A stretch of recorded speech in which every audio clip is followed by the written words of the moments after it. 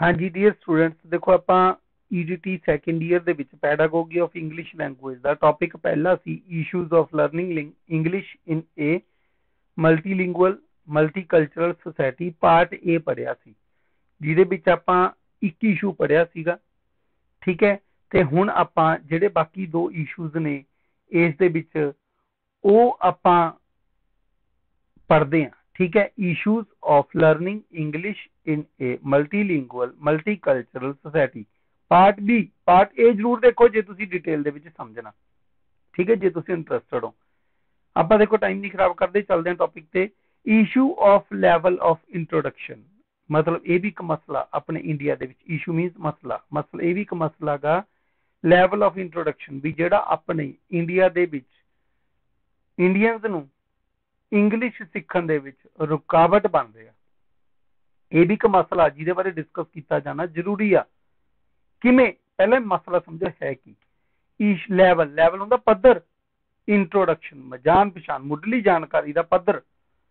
तुसीं देखिया हो ਜਿਹੜੇ ਪਹਿਲਾਂ ਸਰਕਾਰੀ ਸਕੂਲ ਦੇ ਵਿੱਚ ਜਾਂ ਪ੍ਰਾਈਵੇਟ ਸਕੂਲ ਦੇ ਵਿੱਚ ਆਪਣੇ ਜ਼ਿਆਦਾਤਰ ਸਕੂਲਾਂ ਦੇ ਵਿੱਚ ਜਿਹੜੀ ਇੰਗਲਿਸ਼ ਹੁੰਦੀ ਸੀ ਪਹਿਲਾਂ ਉਹ 6ਵੀਂ ਕਲਾਸ ਤੋਂ ਪੜ੍ਹਾਈ ਜਾਂਦੀ ਸੀ। इंग्लिश दी शुरुआत ही 6वीं तो होंदी सी। पंजाबी आ तुसी नर्सरी तो लागे, केजी तो लागे, पहली तो लागे, दूजी तो लागे, तीजी तो लागे 5 साल पढ़ी। पर जिहड़ी इंग्लिश सी वो शुरू कदों तो की गई? 6वीं तो ओदा पद्धर, मतलब इंग्लिश दी इंट्रोडक्शन आ जिहड़ी, इंग्लिश दी इंट्रोडक्शन आ जिहड़ी ਉਹ 6ਵੀਂ पद्धर तो मतलब 6th लैवल तो की गई। ਤੁਸੀਂ खुद सोचो भी ਤੁਸੀਂ ਕੀ ਭਾਲਦੇ ਹੋ, ਐਕਸਪਰਟ ਹੋ ਜਾਣਗੇ ਸਟੂਡੈਂਟ? ਬਹੁਤ ਔਖਾ, ਬਹੁਤ ਔਖਾ। ਉਹਨਾਂ ਨੂੰ ਸ਼ੁਰੂ ਤੋਂ ਪੜਾਓ, ਬੱਚਿਆਂ ਨੂੰ ਬਿਲਕੁਲ ਡਾਊਨ ਤੋਂ ਚੱਕੋ, ਫਿਰ ਉਹ ਜਾਂਦੇ ਜਾਂਦੇ ਐਕਸਪਰਟ ਹੋ ਜਾਣਗੇ 6 ਸਾਲਾਂ ਦੇ ਵਿੱਚ। ਠੀਕ ਹੈ, ਤਾਂ ਇਹ ਇੱਕ ਇਸ਼ੂ ਆ ਗਿਆ ਆਪਣੇ ਇੰਡੀਆ ਦੇ ਵਿੱਚ ਇੰਗਲਿਸ਼ ਲਰਨਿੰਗ ਦੇ ਰਸਤੇ ਦੇ ਵਿੱਚ। ਪਹਿਲਾ, ਇਹਦੇ ਪਹਿਲੇ point, in India English is not taught from first class to students. मतलब पहली क्लास तो नहीं बच्चों को पढ़ाई जाती सी, while it is taught as a subject from 6th level specially in government school. पहला के टाइम की गल आ, अजकल शुरू हो चुकी है। ठीक है, उदों जिहड़ा यह सबजैक्ट सीगा इंग्लिश का वो लागू ही 6th क्लास तो हुंदा सी। ठीक है, सैकेंड, स्टूडेंट कुड इसलिए student could not be able to get a strong base in learning English. इसलिए स्टूडेंट जिहड़े विद्यार्थी सी कुडंट बी एबल टू, ਉਹ नहीं योग हो सकते सी गैट प्राप्त करना ए स्ट्रॉन्ग बेस, एक मजबूत आधार प्राप्त करने दे योग नहीं हो सकते सी कादे विच?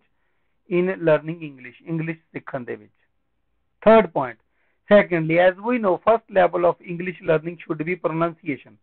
जिवें आपां नूं पता जिहड़ा फर्स्ट लैवल है इंग्लिश दा ओह की होना चाहिए सीखण दा, इंग्लिश किवें सीखनी चाहिए, ओहदा पहला लैवल की होना चाहिए? Pronunciation and phonetics level. Pronunciation हुंदा उच्चारण, फोनैटिक्स हुंदा ध्वनि विज्ञान, धुनी विज्ञान। ठीक है, इस लैवल तो बच्चे नूं सिखाउणी चाहिए। मतलब पहला उच्चारण सिखाओ बच्चे नूं, साउंड्स नूं समझण, आ ई जो भी ए ओह जिवें आपां पंजाबी दे विच जां इंग्लिश हिंदी दे विच आपां सिखाने ना, छोटा अ बड़ा अ, छोटी ए बड़ी ए, ऊड़ा आड़ा ईड़ी, उवें इंग्लिश दे विच भी बच्चे नूं पहला प्रोनाउंसिएशन सिखाओ, फोनैटिक लैवल तो चक्को। Means student should taught study of sounds, बच्चों को पहला पढ़ाया जाना चाहिए study of sounds and their practical uses during pronunciation. उन्होंने प्रैक्टिकल रूप दे विच किवें वरतों करनी है साउंड्स दी। ठीक है, ड्यूरिंग प्रोनाउंसिएशन, समझ गए? Fourth point, pronunciation enables students to learn English language skills. Pronunciation ही जो कर दिया, प्रोनाउंसिएशन उच्चारण, उच्चारण हुंदा बोलण दा तरीका। प्रोनाउंसिएशन है जिहड़ी बच्चे नूं योग बनाउंदी है काहदे? इंग्लिश सीखण दे, इंग्लिश दीयां स्किल्स नूं सीखण दे। स्किल्स हुंदे ने हुनर इंग्लिश दी, जिवें स्किल्स किहड़ियां ने? रीडिंग राइटिंग, ठीक है, स्पीकिंग, ये भी स्किल आ। ठीक है, तो ये स्किल्स नूं सीखण दे योग बना दिंदी है की चीज़? प्रोनाउंसिएशन। की चीज़? प्रोनाउंसिएशन। ठीक है, and other language aspects and grammatical aspect भी, कंप्रीहेंशन एस्पेक्ट भी सिखाती आ। कंप्रीहेंशन शब्द की हुंदा, चलो ये बाद डिस्कस करते हैं। प्रोनाउंसिएशन की इनेबल कर देंदी है बच्चे नूं, की सीखण योग बनाउंदी है? रीडिंग, राइटिंग, मतलब लैंगुएज ਨੂੰ ਪੜ੍ਹਨਾ ਕਿਵੇਂ, लैंगुएज ਨੂੰ ਲਿਖਣਾ ਕਿਵੇਂ ਆ, लैंगुएज ਦੇ ਹੋਰ ਐਸਪੈਕਟਾਂ ਨੂੰ, ਹੋਰ ਪੱਖਾਂ ਨੂੰ, ਐਸਪੈਕਟ ਹੁੰਦਾ ਪੱਖ, ਗ੍ਰਾਮੈਟੀਕਲ ਐਸਪੈਕਟਾਂ ਨੂੰ ਮਤਲਬ ਵਿਆਕਰਨਿਕ ਪੱਖ ਨੂੰ ਵੀ ਸਮਝਣ ਯੋਗ ਕਰ ਦਿੰਦੀ ਹੈ, ਕੰਪਰੀਹੈਂਸ਼ਨ ਐਸਪੈਕਟ ਨੂੰ ਵੀ, ਸਮਝ ਪੱਖ ਨੂੰ ਵੀ। ਹੁਣ ਮੈਂ ਇੱਕ ਸ਼ਬਦ ਆਇਆ ਕੰਪਰੀਹੈਂਸ਼ਨ, ਦੇਖੋ ਕੰਪਰੀਹੈਂਸ਼ਨ ਆਮ ਤੌਰ ਤੇ ਆਪਣੇ ਦਿਮਾਗ ਦੇ ਵਿੱਚ ਇਹ ਬੈਠਿਆ ਹੁੰਦਾ ਕੰਪਰੀਹੈਂਸ਼ਨ ਮੀਨਸ ਪੈਰਾ ਹੁੰਦਾ, ਪੈਰੇ ਦੇ ਵਿੱਚ ਕੁਐਸਚਨ ਲੱਭਣ ਦਾ, ਨਹੀਂ, ਕੰਪਰੀਹੈਂਸ਼ਨ ਮੀਨਸ ਟੂ ਅੰਡਰਸਟੈਂਡ, ਸਮਝਣਾ, ਪੈਰੇ ਨੂੰ ਪੜੋ ਤੇ ਸਮਝੋ, ਉਹਨੂੰ ਕੰਪਰੀਹੈਂਸ਼ਨ ਕਹਿੰਦੇ ਆ, ਕਿਸੇ ਪੱਖ ਬਾਰੇ ਸਮਝ ਪ੍ਰਾਪਤ ਕਰਨ ਨੂੰ ਆਪਾਂ ਕੰਪਰੀਹੈਂਸ਼ਨ ਕਹਿੰਦੇ ਆ, ਧਿਆਨ ਚ ਰੱਖਣਾ। 5th point, while in India English is taught from written skill means by India ਦੇ ਵਿੱਚ ਆ ਜਿਹੜੀ ਉਹ ਲੈਂਗੁਏਜ ਇੰਗਲਿਸ਼ ਕਿਵੇਂ ਸਿਖਾਈ ਜਾਂਦੀ ਆ, ਲਿਖਤੀ ਰਿਟਨ ਸਕਿੱਲ ਤੋਂ ਸ਼ੁਰੂ ਕਰਦੇ ਆ ਆਪਾਂ, ਪਹਿਲਾਂ ਲਿਖਣਾ ਸਿਖਾਉਂਦੇ ਆ। Means firstly student is taught English in written form instead of spoken, ਬੋਲਣ ਨਾਲ ਪਹਿਲਾਂ ਇੰਗਲਿਸ਼ ਤੇ ਜ਼ਿਆਦਾ ਜ਼ੋਰ ਦਿੱਤਾ ਜਾਂਦਾ। ਤੇ ਮੈਂ ਉੱਪਰ ਕੀ ਕਹਿ ਕੇ ਆ ਚੁੱਕਿਆ, ਜੇ ਕਿਸੇ ਨੂੰ ਲੈਂਗੁਏਜ ਸਿਖਾਉਣੀ ਆ ਤਾਂ ਪਹਿਲਾਂ ਉਹਨੂੰ ਸਾਊਂਡਸ ਬਾਰੇ ਜਾਣਕਾਰੀ ਦਿਓ, ਪ੍ਰੋਨਾਂਸੀਏਸ਼ਨ ਬਾਰੇ ਜਾਣਕਾਰੀ ਦਿਓ, ਫੋਨੈਟਿਕਸ ਪੱਖ ਨੂੰ ਧਿਆਨ ਵਿੱਚ ਰੱਖੋ, ਸਮਝ ਗਏ। 6th point, secondly, students at class 6 face a lot of syllabus of English to learn and examination system is also based upon written skill। ਇੱਕ ਹੋਰ ਸਮੱਸਿਆ, 6ਵੀਂ ਕਲਾਸ ਬੱਚੇ ਨੂੰ ਇੰਗਲਿਸ਼ ਲਗਾਤੀ, ਇਹ ਤਾਂ ਹੈ ਨਹੀਂ ਵੀ ਇਕੱਲੀ ABC ਆ ਜੂਗੀ, ਉਹਨੂੰ ਇੰਗਲਿਸ਼ ਦੇ ਐਸੇ ਵੀ ਪਾਤੇ, ਉਹਨੂੰ ਇੰਗਲਿਸ਼ ਦੇ ਐਪਲੀਕੇਸ਼ਨਸ ਵੀ ਪਾਤੀਆਂ, ਉਹਨੂੰ ਇੰਗਲਿਸ਼ ਦੇ ਚੈਪਟਰਸ ਵੀ ਪਾਤੇ, ਉਹਨੂੰ ਮਤਲਬ ਇੰਗਲਿਸ਼ ਦਾ ਸਿਲੇਬਸ ਹੀ ਇੰਨਾ ਹੋ ਗਿਆ। ਗਾਂ ਦੂਜੀ ਗੱਲ, ਪਹਿਲਾਂ ਤਾਂ ਉਹੀ ਨਹੀਂ ਵਿਚਾਰਾ ਪੜ੍ਹ ਪਾਉਂਦਾ, ਫਿਰ ਦੂਜੀ ਗੱਲ ਇਹ ਪੰਗਾ ਪੈ ਗਿਆ ਵੀ ਉਹਨੂੰ ਜਿਹੜਾ ਐਗਜ਼ਾਮੀਨੇਸ਼ਨ ਪੈਟਰਨ ਆ ਉਹ ਵੀ ਰਿਟਨ ਸਕਿੱਲ ਤੇ, ਅੱਜ ਦੀ ਗੱਲ ਨਹੀਂ ਕਰ, ਅੱਜ ਕੱਲ੍ਹ ਬਹੁਤ ਕੁਝ ਬਦਲਾਅ ਹੋ ਚੁੱਕਿਆ, ਵਿਸ਼ੇਸ਼ ਤੌਰ ਤੇ ਗਵਰਨਮੈਂਟ ਸਕੂਲ ਦੇ ਵਿੱਚ ਬਹੁਤ ਜ਼ਿਆਦਾ ਬਦਲਾਅ ਹੋ ਚੁੱਕਿਆ, ਇੰਗਲਿਸ਼ ਤੇ ਬਹੁਤ ਸਟ੍ਰੈਸ ਆ, ਸਿਸਟਮ ਮੁਤਾਬਕ ਚੱਲ ਰਹੀ ਆ, ਪਰ ਮੈਂ ਪੁਰਾਣੀ ਗੱਲ ਕਰ ਰਿਹਾ। Examination system is also based upon written skill, ਪਹਿਲਾਂ ਐਗਜ਼ਾਮ ਵੀ ਹੁੰਦੇ ਸੀ ਸਿਰਫ ਅਤੇ ਸਿਰਫ ਲਿਖਤੀ ਚੈੱਕ ਕਰੋ, ਜਿਹੜਾ ਕੁਝ ਲਿਖਦਾ ਬੱਚੇ ਠੀਕ ਆ, ਇਹ ਨਹੀਂ ਵੀ ਉਹਨੂੰ ਬੋਲਣਾ ਆਉਂਦਾ ਨਹੀਂ ਬੋਲਣਾ ਆਉਂਦਾ, ਕੋਈ ਮਾਇਨੇ ਨਹੀਂ ਰੱਖਦੀ ਸੀ ਗੱਲ। ਹੁਣ ਆਪਾਂ ਇਨ ਸਿੰਪਲ ਵਰਡਸ, ਸਧਾਰਨ ਸ਼ਬਦਾਂ ਦੇ ਵਿੱਚ, ਸਟੂਡੈਂਟਸ ਸ਼ੁੱਡ ਬੀ ਇੰਟਰੋਡਿਊਸਡ, ਜਿਹੜੇ ਵਿਦਿਆਰਥੀ ਨੇ ਉਹਨਾਂ ਨੂੰ ਇੰਟਰੋਡਿਊਸ ਮਤਲਬ ਜਾਣਕਾਰੀ ਦੇਣੀ ਚਾਹੀਦੀ ਹੈ ਵਿਦ ਇੰਗਲਿਸ਼ ਲੈਂਗੁਏਜ ਨਾਲ, ਜਾਣੂ ਕਰਾ ਦੇਣਾ ਚਾਹੀਦਾ from the first class along with spoken part, ਪਹਿਲੀ ਕਲਾਸ ਤੋਂ ਤੇ ਨਾਲ ਉਹਨਾਂ ਨੂੰ ਸਪੋਕਨ ਉੱਪਰ ਜ਼ੋਰ ਦੇਣਾ ਚਾਹੀਦਾ। Student should taught keeping main stress upon pronunciation, students ਨੂੰ ਪੜ੍ਹਾਇਆ ਜਾਣਾ ਚਾਹੀਦਾ ਵੀ ਆਪਦਾ ਜ਼ਿਆਦਾ ਜ਼ੋਰ ਕਾਹਦੇ ਤੇ ਲਾਉਣ, ਪ੍ਰੋਨਾਂਸੀਏਸ਼ਨ ਪਾਰਟ ਤੇ ਇੰਗਲਿਸ਼ ਤੇ। The syllabus of English should also be divided according to level of students, ਮਤਲਬ ਬੱਚਿਆਂ ਨੂੰ ਹਰੇਕ ਪੱਧਰ ਦੇ ਅਨੁਸਾਰ ਸਿਲੇਬਸ ਦੀ, ਇੰਗਲਿਸ਼ ਦੇ ਸਿਲੇਬਸ ਦੀ ਵੰਡ ਕਰ ਦਿੱਤੀ ਜਾਣੀ ਚਾਹੀਦੀ ਆ, ਤੇ ਇਹਦੇ ਵਿੱਚ ਸਪੋਕਨ ਦਾ ਪੱਖ ਜ਼ਰੂਰ ਰੱਖਣਾ ਚਾਹੀਦਾ, ਇੰਗਲਿਸ਼ ਨੂੰ ਬੋਲਣ ਦਾ ਪੱਖ ਜ਼ਰੂਰ ਰੱਖਣਾ ਚਾਹੀਦਾ, ਪ੍ਰੋਨਾਂਸੀਏਸ਼ਨ ਦਾ ਪੱਖ ਜ਼ਰੂਰ ਰੱਖਣਾ ਚਾਹੀਦਾ, ਫੋਨੈਟਿਕਸ ਦਾ ਪੱਖ ਜ਼ਰੂਰ ਰੱਖਣਾ ਚਾਹੀਦਾ, ਸਮਝ ਗਏ। ਇਹ ਸੀਗਾ issue of level of introduction, ਮੈਨੂੰ ਲੱਗਦਾ ਤੁਹਾਨੂੰ ਚੰਗੀ ਤਰ੍ਹਾਂ ਸਮਝ ਲੱਗ ਗਿਆ। ਹੁਣ ਆਪਾਂ ਚੱਲਦੇ ਹਾਂ ਦੂਜੇ ਲਾਸਟ ਇਸ਼ੂ, ਮਤਲਬ ਥਰਡ ਇਸ਼ੂ ਆਫ ਐਕਸੈਂਟ। ਇਹ ਕੀ ਹੁੰਦਾ, ਤੁਸੀਂ ਇੱਕ ਸ਼ਬਦ ਨੂੰ ਬੋਲਦੇ ਕਿਵੇਂ ਹੋ, how you pronounce a word, ਠੀਕ ਹੈ। ਦੇਖੋ ਇਹਦੇ ਵਿੱਚ ਸਟ੍ਰੈਸ ਹੁੰਦਾ, ਇਹ ਤੁਹਾਡੇ ਸਿਲੇਬਸ ਦੇ ਵਿੱਚ ਵੈਸੇ ਹੈਗਾ, ਠੀਕ ਹੈ। ਤੁਸੀਂ ਕਿਸੇ ਇੱਕ ਵਰਡ ਦੇ ਵਿੱਚ, ਇੱਕ ਸ਼ਬਦ ਦੇ ਵਿੱਚ ਕਿਸੇ ਪੱਖ ਤੇ, ਕਿਸੇ ਪਾਰਟ ਤੇ, ਕਿਸੇ ਸਿਲੇਬਲ ਹੁੰਦੇ ਨੇ।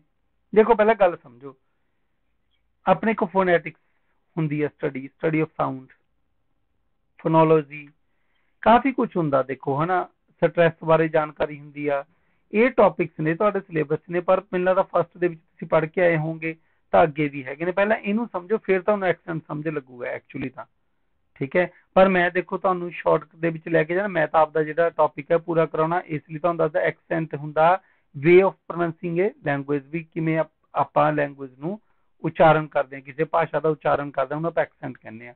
ਇਹ it is second point, it may be associated with a particular area or social class, means different people have different accent of language, ਮਤਲਬ ਵੱਖ-ਵੱਖ ਖੇਤਰਾਂ ਦੇ ਵਿੱਚ ਰਹਿਣ ਵਾਲੇ ਲੋਕ, ਠੀਕ ਹੈ, ਵੱਖ-ਵੱਖ ਕਿਸਮ ਦੀ ਐਕਸੈਂਟ ਦੀ ਵਰਤੋਂ ਕਰਦੇ ਨੇ। ਐਕਸੈਂਟ ਦੀ ਉਦਾਹਰਨ ਦਿੰਦਾ ਵੀ ਕਿ ਕੋਈ ਲੋਕ ਤਾਂ ਕਿਸੇ ਇੱਕੋ ਹੀ ਸ਼ਬਦ ਦਾ, ਮੰਨ ਲਓ ਇੰਗਲਿਸ਼ ਦਾ, ਕਈ ਲੋਕ ਤਾਂ ਇਹੋ ਜਿਹੇ ਨੇ ਜਿਹੜੇ ਕਿਸੇ ਉਸ ਸ਼ਬਦ ਦੇ ਕਿਸੇ ਪਾਰਟ ਤੇ ਜ਼ੋਰ ਦੇਈ ਜਾਂਦੇ ਨੇ, ਕਈ ਲੋਕ ਨੇ ਕਿਸੇ ਹੋਰ ਪਾਰਟ ਤੇ ਜ਼ੋਰ ਦੇਈ ਜਾਂਦੇ ਨੇ, ਸਟ੍ਰੈਸ ਦੇਈ ਜਾਂਦੇ ਨੇ। ਫੋਰ ਐਗਜ਼ਾਮਪਲ, ਸਿਰਫ ਐਗਜ਼ਾਮਪਲ ਲਈ ਆ, ਇੱਕ ਤਾਂ ਮੈਂ BEFORE ਹੁੰਦਾ, ਬਿਫੋਰ ਹੁੰਦਾ, ਠੀਕ ਹੈ, ਇੱਕ ਤਾਂ ਬੱਚਾ ਬੋਲਦਾ ਮਤਲਬ B4, ਠੀਕ ਹੈ, ਉਹਨੇ ਬੀ ਤੇ ਜ਼ੋਰ ਦੇਤਾ। ਇੱਕ ਮੰਨ ਲਓ ਬੋਲ ਰਿਹਾ, ਮੰਨ ਲਓ ਮੈਂ ਕਹਿ ਰਿਹਾ ਇਹ ਗੱਲ ਨੂੰ, एक बच्चा बोल रहा है बी बिफोर बिफोर बिफोर, ਤਾਂ ਹੁਣ ਦੇਖੋ ਇਹਦੇ ਚ ਸਿਲੇਬਲ ਨੇ ਬੀ 4। ਹੁਣ ਕੋਈ ਵਿਦਿਆਰਥੀ ਦਾ ਜਿਹੜਾ ਬੀ ਨਾਮ ਦੇ ਸਿਲੇਬਲ ਤੇ ਜ਼ੋਰ ਦੇ ਰਿਹਾ, ਕੋਈ 4 ਨਾਮ ਦੇ ਸਿਲੇਬਲ ਤੇ ਜ਼ੋਰ ਦੇ ਰਿਹਾ। ਸਿਲੇਬਲ ਹੁੰਦਾ ਪਾਰਟ ਆਫ ਏ ਵਰਡ, ਮਤਲਬ ਇੱਕ ਹਿੱਸਾ ਕਹਿ ਲਓ। ਵੈਸੇ ਡਿਟੇਲ ਚ ਹੁੰਦਾ ਵੀ ਆਪਣਾ ਵਾਊਲਸ ਨੂੰ ਧਿਆਨ ਦੇ ਵਿੱਚ ਰੱਖਦੇ ਹੋਏ ਕਈ ਕੌਂਸੋਨੈਂਟ ਨੂੰ ਜੋੜ ਕੇ ਛੱਡੋ, ਉਹ ਤੁਸੀਂ ਦੇਖੋ ਡੀਪਲੀ ਚੈਪਟਰ ਦੇ ਵਿੱਚ ਪੜ੍ਹਿਆ ਹੋਊਗਾ, ਟੀਚਰਸ ਨੇ ਤੁਹਾਨੂੰ ਸਮਝਾਇਆ ਹੋਊ। ਮੈਂ ਤੁਹਾਨੂੰ ਸਿਰਫ ਇਹ ਦੱਸਿਆ ਵੀ ਸਿਲੇਬਲ ਤੇ ਕਿਸੇ ਦੇ ਜ਼ਿਆਦਾ ਜ਼ੋਰ ਦੇਈ ਜਾਂਦੇ ਨੇ, ਕਿਸੇ ਘੱਟ ਜ਼ੋਰ ਦੇਈ ਜਾਂਦੇ ਨੇ। ਇਹਨੂੰ ਐਕਸੈਂਟ ਕਹਿੰਦੇ ਆ ਆਪਾਂ। It means an identifiable method of pronunciation. ਇਹ ਬਣ ਜਾਂਦਾ ਇੱਕ ਪਹਿਚਾਣਯੋਗ ਤਰੀਕਾ ਪ੍ਰੋਨਾਂਸੀਏਸ਼ਨ ਦਾ। 4th point, as in Indian classroom accent is also issue. India ਦੀ ਕਲਾਸਰੂਮ ਦੇ ਵਿੱਚ ਐਕਸੈਂਟ ਵੀ ਇਸ਼ੂ ਆ। ਕਿਉਂ? ਬਿਕੋਜ਼ ਜਿਹੜੇ ਇੰਡੀਅਨ ਨੇ ਨਾ, ਉਹ ਜਦੋਂ ਇੰਗਲਿਸ਼ ਬੋਲਦੇ ਨੇ ਜ਼ਿਆਦਾਤਰ, ਤਾਂ ਉਹ ਜਿਹੜੀ ਉਹਨਾਂ ਨੂੰ ਨੇਟਿਵ ਭਾਸ਼ਾ ਆਉਂਦੀ ਹੁੰਦੀ ਹੈ, ਜਿਵੇਂ ਪੰਜਾਬੀ ਆਉਂਦੀ ਹੈ, ਹਿੰਦੀ ਆਉਂਦੀ ਆ, ਠੀਕ ਹੈ, ਤਾਂ ਉਹਦੇ ਨਾਲ ਦੇ ਸਿਮਿਲਰ ਸਾਊਂਡਸ ਨੂੰ ਸੇਮ ਤਰੀਕੇ ਨਾਲ ਬੋਲ ਜਾਂਦੇ ਨੇ। ਪੜ੍ਹਦੇ ਆ ਕਿਵੇਂ? Because Indian students speak English language using some of the rules. English language ਨੂੰ ਵੀ ਉਹ ਬੋਲਦੇ ਨੇ ਕਿਹੜੇ ਰੂਲਾਂ ਦੇ ਤਹਿਤ, ਕਿਹੜੇ ਨਿਯਮਾਂ ਦੇ ਤਹਿਤ, ਕਿਹੜੇ ਰੂਲਸ ਦੇ ਤਹਿਤ, ਠੀਕ ਹੈ, ਆਪਣੀ ਨੇਟਿਵ ਲੈਂਗੁਏਜ ਦੇ ਨਿਯਮਾਂ ਦੇ ਤਹਿਤ ਬੋਲ ਜਾਂਦੇ ਨੇ। ਮਤਲਬ ਜਿਹੜੇ ਪੰਜਾਬੀ ਦੇ ਵਿੱਚ ਨਿਯਮ ਨੇ, ਕਈ ਵਾਰ ਬੱਚੇ ਉਹ ਇੰਗਲਿਸ਼ ਲੈਂਗੁਏਜ ਦੇ ਵਿੱਚ ਉਹੀ ਨਿਯਮ ਲਾਗੂ ਕਰਕੇ ਬੋਲ ਜਾਂਦੇ ਨੇ। Means they substitute similar sounds with second language. ਉਹ ਦੂਜੀ ਭਾਸ਼ਾ ਨਾਲ ਆਪਣੀਆਂ ਭਾਸ਼ਾਵਾਂ ਨੂੰ, ਆਪਣੀ ਆਵਾਜ਼ ਨੂੰ, ਆਪਣੀ ਜੱਦੀ ਭਾਸ਼ਾ ਦੇ ਆਵਾਜ਼ ਨੂੰ, ਸਾਊਂਡ ਨੂੰ ਮਿਲਾ ਜਾਂਦੇ ਨੇ। While occur in their first language due to which they face trouble in pronunciation, ਜਿਹਦੇ ਕਰਕੇ ਪ੍ਰੋਨਾਂਸੀਏਸ਼ਨ ਨਹੀਂ ਕਰ ਪਾਉਂਦੇ। Accent may also differ from one group to ਦਾ। ਇਹ ਮੈਂ ਉੱਪਰ ਦੱਸ ਚੁੱਕਿਆ ਵੀ ਇੱਕੋ ਸੋਸ਼ਲ ਗਰੁੱਪ ਦੇ ਵਿੱਚ ਅਲੱਗ-ਅਲੱਗ ਲੋਕਾਂ ਦੀ ਅਲੱਗ-ਅਲੱਗ ਐਕਸੈਂਟ ਹੋ ਸਕਦਾ। ਹੁਣ according to accent issue, when non native user of English language try to speak English, ਇਸ ਇਸ਼ੂ ਦੇ ਮੁਤਾਬਕ ਨਾਨ ਨੇਟਿਵ ਯੂਜ਼ਰ ਮਤਲਬ ਜਿਹੜੇ ਇੰਗਲਿਸ਼ ਦੇ ਬਚਪਨ ਤੋਂ ਨਹੀਂ ਸਿੱਖੇ ਹੋਏ ਕੈਂਡੀਡੇਟ ਨੇ, ਨਾਨ ਨੇਟਿਵ, ਠੀਕ ਹੈ, ਯੂਜ਼ਰਸ ਨੇ ਇੰਗਲਿਸ਼ ਦੇ, ਟਰਾਈ ਟੂ ਸਪੀਕ ਇੰਗਲਿਸ਼, ਦੇ use ਫੋਨੋਲੋਜੀਕਲ stress in intonation and pronunciation rules from the mother tongue। okay, ਤਾਂ ਇਹ ਮਦਰ ਟੰਗ ਔਰ ਫਸਟ ਲੈਂਗੁਏਜ ਦੇ ਜਿਹੜੇ ਕਈ ਕਿਸਮ ਦੇ ਨਿਯਮ ਹੁੰਦੇ ਨੇ, ਜਿਹੜੇ ਕਈ ਕਿਸਮ ਦੇ ਨਿਯਮ ਹੁੰਦੇ ਨੇ, ਉਹਨਾਂ ਨੂੰ ਇੰਗਲਿਸ਼ ਦੀ ਬੋਲੀ ਵੇਲੇ ਵਰਤ ਲੈਂਦੇ ਨੇ, ਠੀਕ ਹੈ। ਤਾਂ ਕਹਿਣ ਦਾ ਭਾਵ ਦੇਖੋ, ਜਿਹੜੇ ਨਾਨ ਨੇਟਿਵ ਯੂਜ਼ਰਸ ਨੇ ਉਹ ਇੰਗਲਿਸ਼ ਦੇ ਉਹ ਜਿਹੜੇ ਰੂਲਸ ਹੁੰਦੇ ਨੇ ਭਾਸ਼ਾ ਦੇ ਨਾਲ ਸੰਬੰਧਿਤ, ਜਿਵੇਂ ਫੋਨੋਲੋਜੀਕਲ ਰੂਲਸ, ਸਟ੍ਰੈਸ ਰੂਲਸ, ਇੰਟੋਨੇਸ਼ਨ ਰੂਲਸ, ਇਹ ਸਾਰੇ ਰੂਲਸ ਕੀ ਕਰਦੇ ਨੇ, ਉਹ ਇਹ ਰੂਲਸ ਜਾਂ ਇਹ ਨਿਯਮ ਨੇ ਜਿਹੜੇ ਉਹ ਉਸ ਸਮੇਂ ਵਰਤ ਲੈਂਦੇ ਨੇ ਜਦੋਂ ਉਹਨਾਂ ਨੇ ਬੋਲੀ ਹੁੰਦੀ ਹੈ ਇੰਗਲਿਸ਼, ਤੇ ਰੂਲਸ ਉਹ ਵਰਤ ਲੈਂਦੇ ਨੇ ਮਦਰ ਟੰਗ ਦੇ, ਠੀਕ ਹੈ। ਤਾਂ ਕਹਿਣ ਦਾ ਭਾਵ ਮਦਰ ਟੰਗ ਦੇ ਨਿਯਮਾਂ ਨੂੰ ਵਰਤ ਲੈਂਦੇ ਨੇ ਜਦੋਂ ਬੋਲਣੀ ਹੁੰਦੀ ਹੈ ਇੰਗਲਿਸ਼। ਤਾਂ ਪੈ ਗਿਆ ਪੰਗਾ, ਤਾਂ ਉਹਨਾਂ ਦੀ ਪ੍ਰੋਨਾਂਸੀਏਸ਼ਨ ਇੰਪਰਫੈਕਟ ਹੋ ਜਾਂਦੀ ਆ, ਠੀਕ ਹੈ। ਤਾਂ ਮਤਲਬ when non-native users of English language try to speak English, they use ਕੀ ਵਰਤਦੇ ਨੇ, phonological rules, stress rules, intonation and pronunciation rules of their mother tongue, ਜਿਹੜੀ ਉਹਨਾਂ ਦੀ ਮਾਤ ਭਾਸ਼ਾ ਹੁੰਦੀ ਆ ਉਹਦੇ ਨਿਯਮ ਵਰਤ ਲੈਂਦੇ ਨੇ, ਜਿਹੜੀ ਭੰਗਾ ਖੜਾ ਕਰ ਦਿੰਦੀ ਆ, ਠੀਕ ਹੈ, ਜਿਹੜੀ ਉਹਨਾਂ ਲਈ ਇਸ਼ੂ ਬਣਾ ਦਿੰਦੀ ਆ। ਇਸੇ ਨਾਲ ਹੀ ਦੇਖੋ ਅੱਜ ਦਾ ਟੌਪਿਕ ਖਤਮ ਹੁੰਦਾ। ਤੁਹਾਨੂੰ ਪਤਾ, ਜੇ ਲਗਾਤਾਰ ਵੀਡੀਓ ਚਾਹੁੰਦੇ ਹੋ ਚੈਨਲ ਨੂੰ ਸਬਸਕ੍ਰਾਈਬ ਕਰ ਲਓ ਤੇ ਨੋਟੀਫਿਕੇਸ਼ਨ ਦਾ ਬਟਨ ਜ਼ਰੂਰ ਦੱਬ ਦਿਓ।